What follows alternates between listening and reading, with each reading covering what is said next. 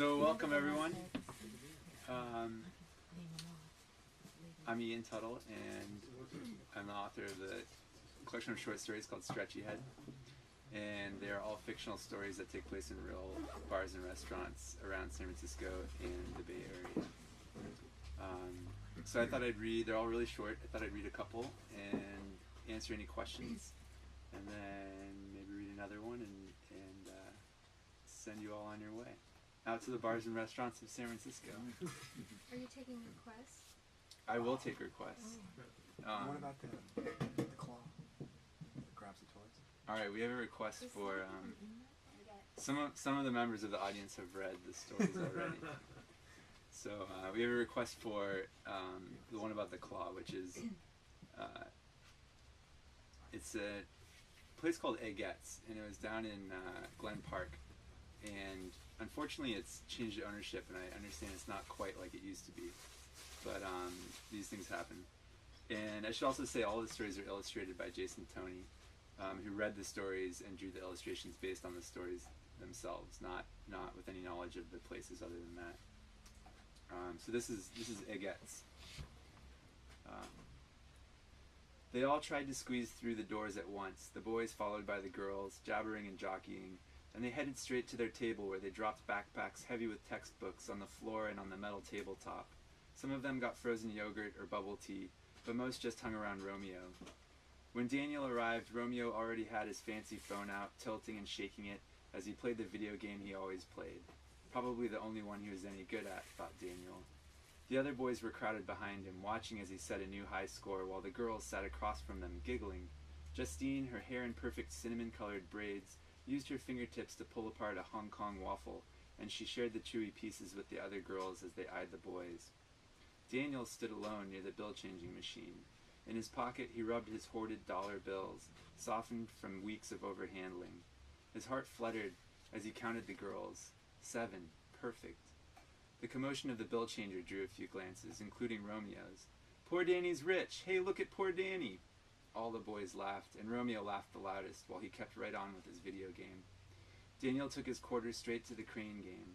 This was it. It was all or nothing. Maybe his mom couldn't buy him a phone, but it wouldn't matter after this. He put 4 quarters into the red plastic slot and grabbed the joystick with his trembling hand. The first animal was easy. It was a giraffe that sat upright amid the other animals. Its head basically placed itself in the claw. Daniel maneuvered it to the exit chute, and his nerves steadied a bit. The next one was harder, an elephant with huge plastic discs for eyes.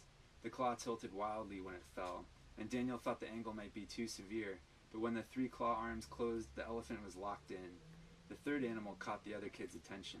It was a toucan, brighter than any other prize, and stitched with golden threads. Daniel delivered it without a hitch, and now the kids were rapt. So it went, one by one, as Daniel silently thinned the plush herd, filling the exit chute with 7 vibrant and wide-eyed creatures. When he was done, he bowed his head with relief. Then he pulled all 7 animals from the machine and cradled them back to the table. Romeo was still playing the game on his phone, and was making even more frantic gestures than normal, but nobody was paying attention. Daniel solemnly gave 1 prize to each girl, saving the last for Justine. It was the toucan, and her eyes brightened when he gave it to her. So that's Eggett's. And the purpose of these stories is they're emotional restaurant reviews. So it's my way of explaining a place through a mood and creating that mood through this story. So I try and stay away from facts. I mean, anything about the place is factual. There is a crane game in Eggett's, and the setting is real life, but all the stories are fake. And they, the whole point is they just put you in that frame of mind that you'd be in if you were there. Does anybody else want to request one? Yes. Do you have the one from Taylor's in here? Yes. All right. Taylor's Refresher, which since publication has changed its name to GOTS.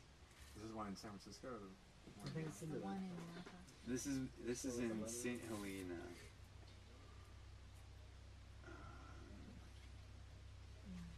GOTS Roadside. She hadn't anticipated the heat, and her dress stuck to her back and caught on her hips and legs as she walked. Every few steps she would try to pull it from her damp skin without anyone noticing, and she worried that her awkward tugging made it look like she was scratching at some kind of skin rash. The tiny doses of wine from tasting at different wineries had added up to a sum that caused the day to seem too bright, and she squinted as they made their way to the line at the burger stand. After reading the magazine review, they felt obligated to come here, even though breakfast still hadn't worn off. "Is it always this crowded?" she asked. "How should I know?" He had that tone again, implying she'd asked another stupid question. "I've never been here before either." "Oh," she said, and tugged again at her sticking dress. When another couple got behind them in line, she felt a little better. Being the last in a long line was so much worse than being even second to last. She took her husband's hand in hers. They stood holding hands for just a moment before sweat formed between their palms and she let go. The smell of hamburgers and frying potatoes was strong. She stood dizzy from the wine and thirsty from the dry California heat and blind from the glowering sun. Her new ring felt too tight, and she touched it with her thumb. All of a sudden, she wanted very badly to run back to the rental car alone and speed off. She wanted to be out of this line, out of this ring, out of this dress, and gone. Maybe she could make it to Canada before nightfall. She wasn't sure. She had never been to Canada, but it sounded very nice right now. It sounded like a cold river. That's Scott's. One of my favorites. So, do you guys have any questions? I think I'll answer a few questions and then read one more, and that's it. How can you be an author these days and not be on Facebook? Seriously, are you finding an advantage to that, or do you have a... You know, Facebook took a lot of time, and I usually wasn't happy with how I spent it, so I think I'm writing more because I have more time to write. Great. Without spending it on Facebook, for me personally. I've had the same experience. Did you quit? Yeah, a long time ago. It's much better without it. Yeah, it's amazing, and it's amazing being on the outside of the world and looking in at people who are still there. We're not part of the big experiment. Or maybe we are. Or maybe we are. Yes. But Ian, isn't your mom sad that you're not on anymore? When I quit Facebook, there were all these little windows popped up that said, "Your mother's gonna miss you," with a picture of her, and your friends are gonna miss you, with pictures of all these people that were important to me. It was really tugged at the heartstrings. It did. It was tough. Can I take a picture and post it on Facebook? Yes. Somebody has to. If Ian's not on Facebook. Yes, but you can't tag me. It's true. Any other questions?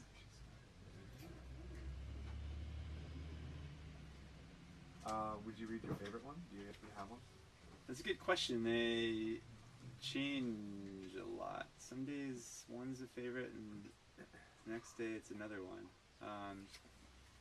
Like I said, the intent was to make these moody in a way that they put you in an emotional state based on the place. So there's a whole range of emotions. I guess it's kind of like you can pick which emotion you want to experience.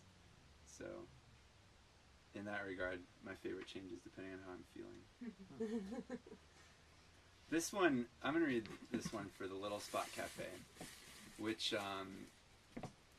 is, Dawn and I used to go there a lot, and it was a couple that ran it, and they moved, and they upgraded to a real restaurant. It was a little corner coffee shop out on 23rd and Cap Street, and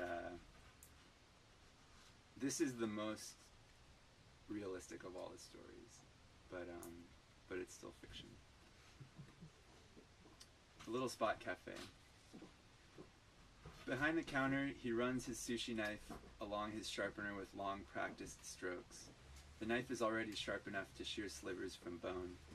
"I just don't understand it," he says. "Why don't they buy the sushi?"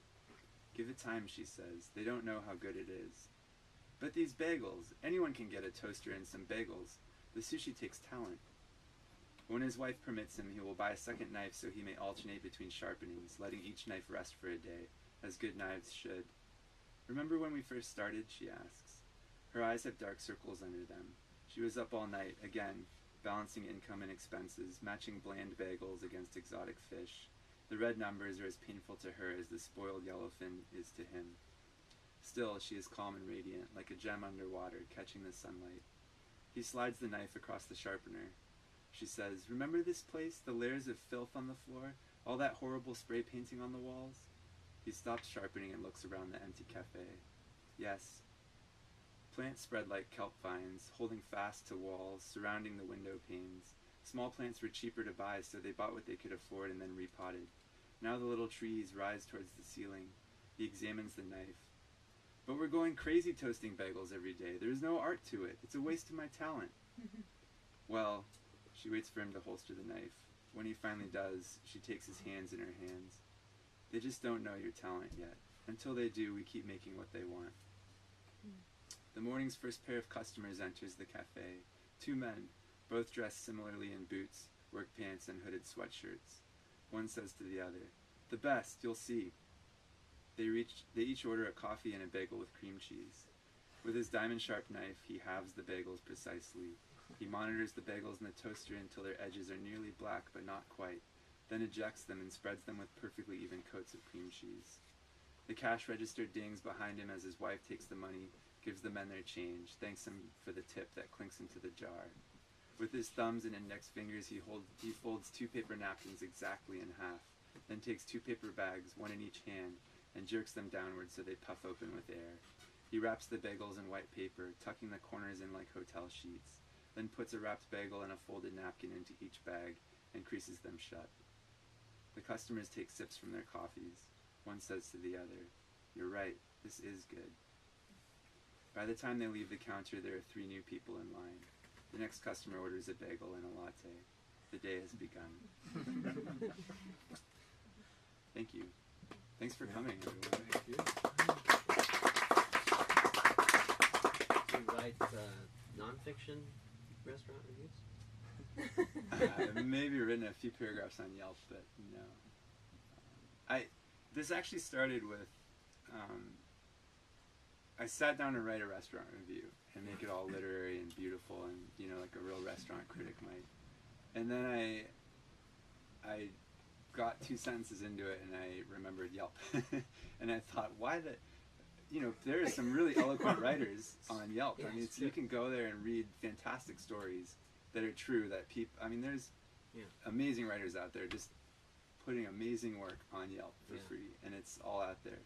And I realized that I had no business doing that, and that's really how this got started. Was if people are already writing those real reviews, how could I contribute in a way that's not being done right now?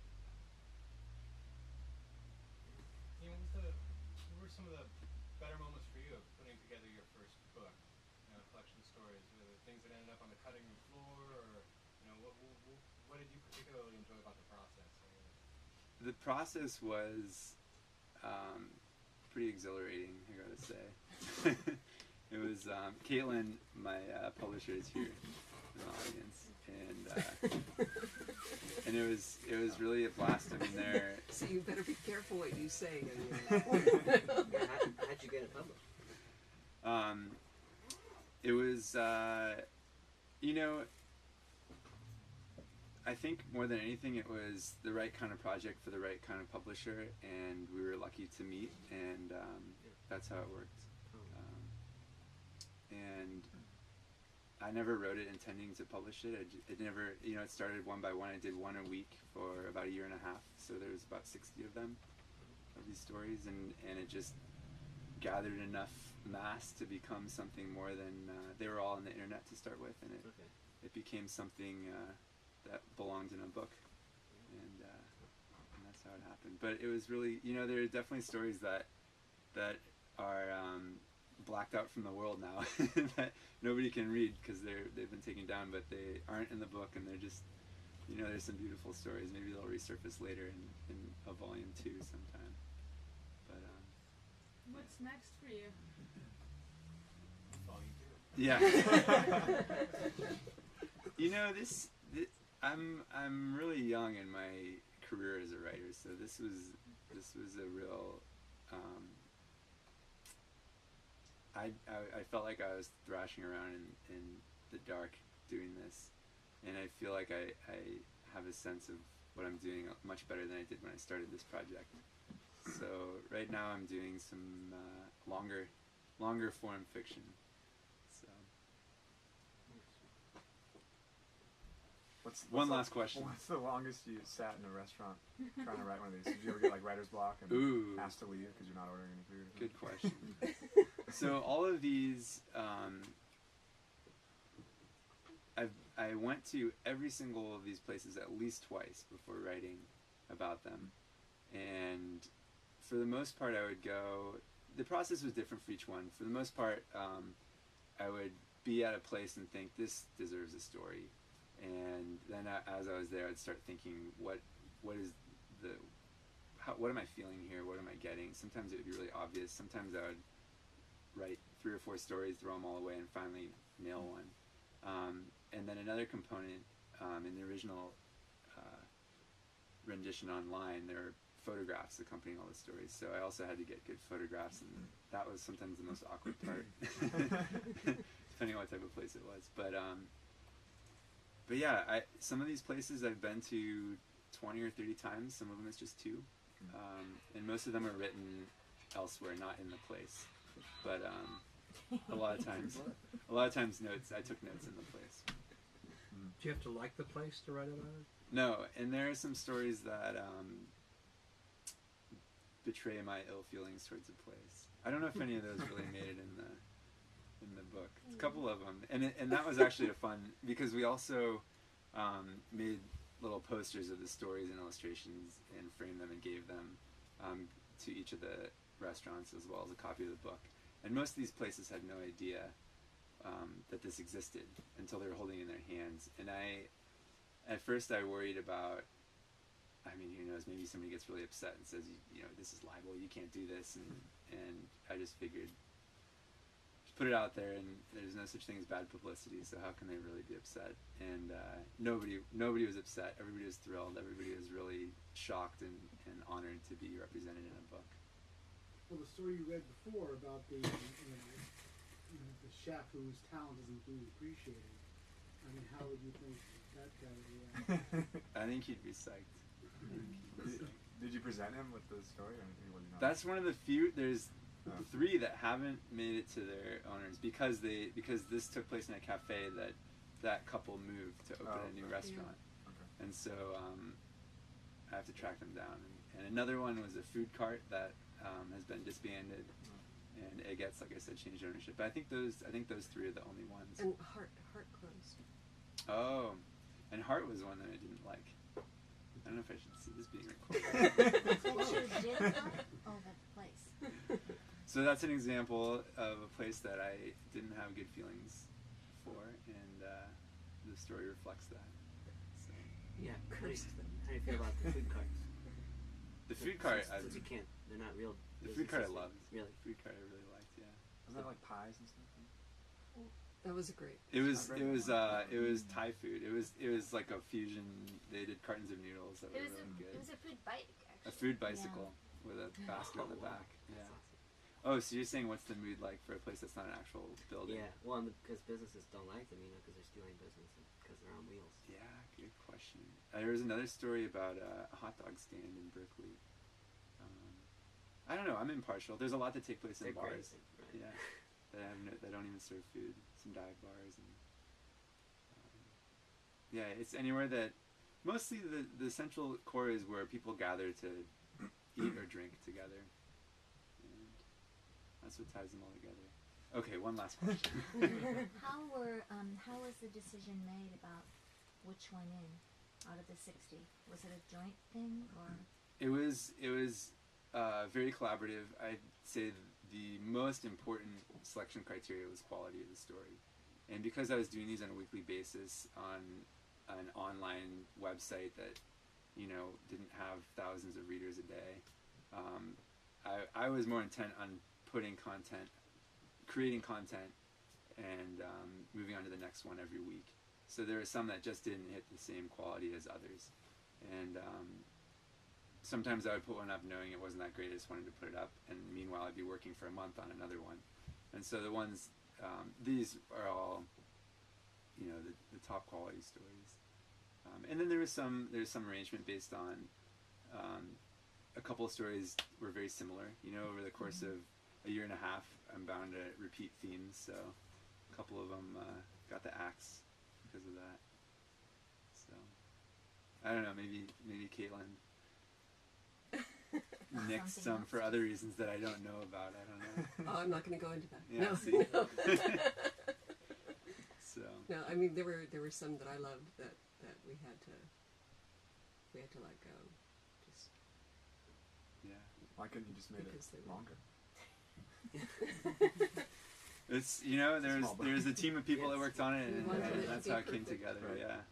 Can I So ask an obvious question? yeah. Why Stretchy Head? What does this name mean? Oh, all right. Because so- when I heard Stretchy Head, I don't immediately think, you know, short fiction in restaurants. The name had an intent behind it, and that was when I first started. Since it was online, I wanted something that was easy to remember. So when I said, "Oh, I'm doing this project," you go to blank.com. You know, I wanted it simple. And then those actual words, Stretchy Head, came from the Yelp reviews. When I was reading Yelp reviews, I came across. I'm a huge fan of udon. And I was reading a review for an udon place, and I heard the perfect description for udon noodles, which was chewy and stretchy. And so that word stretchy was in my mind, and because these stories all sprang from my head, it just seemed like a logical combination. So that's where the name came from. That's the elegance of the map and not a pretend. Yeah. Well, thank you so much for coming here, guys. Really appreciate it.